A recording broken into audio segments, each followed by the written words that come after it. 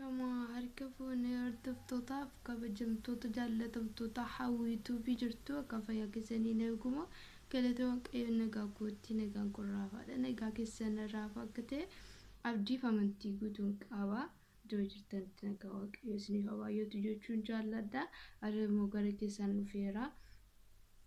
akkuma beekamu akkaawuntii kuusa duraa na jalaa bade jechuun koo hiriyaa koo turtee akkaawuntii kan naaf bante Google akkaawuntii Google kan isheetiin naaf bante rakkoon qabu dawwalee shirraa nan fudhadheen ture dawwalee argachuu hin dandeenye minaalbaata dagachuus dandeessi amansiisa waan qabatama qabu maafan ofii kootii waan hin ofii kootii beekuu hin banadhu isa duraanii dhiise indegana akkaawuntii haaraa banadheen jira Ennisi akkaawuntiin kun haaraani warri duraan maatii koo turtanii baay'eetu jirtu inni haaraani hawwii oromtitti tuubjaadha inni duraan immoo qubee isaatu waldidha inni duraani HAWE hawwituu kan jedhu akkas jedheetan banadhe isa amma immoo HAWE jedheen banadhe oromtitti tuub kan jedhu akkasittan banadhe jechuudha warri duraan maatii koo turtanii sarchii gochuudhaan maatii koo naaf ta'a isiniin jechuun jaalladha akkaawuntii gosa duraa dhiiseera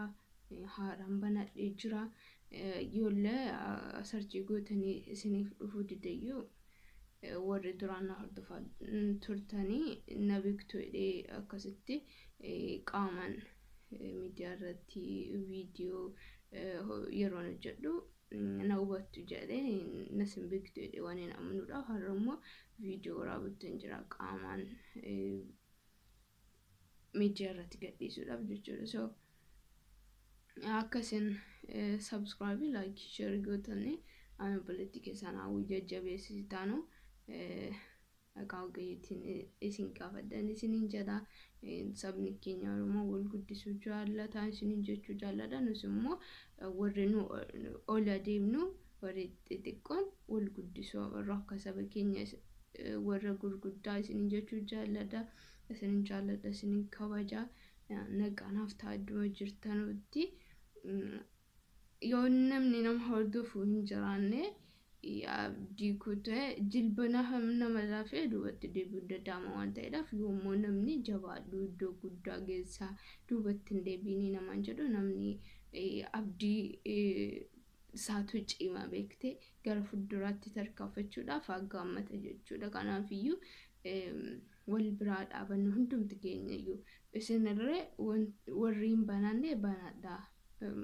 iddoo guddaa ga'amuun hin danda'ama isinin jedha nu baay'eedha sabni keenya wal guddisuu jaallata sabni baay'een warri dudubba keenya kaanii guddatan jiru nus immoo wal qabanne wal jajjabeessine akka guddan abdii fi amantii guutuun qaba isinin jedha isinin jaalladha isinin kabaja nagaanaaf taatutti gaarii naaf qabaadha shalom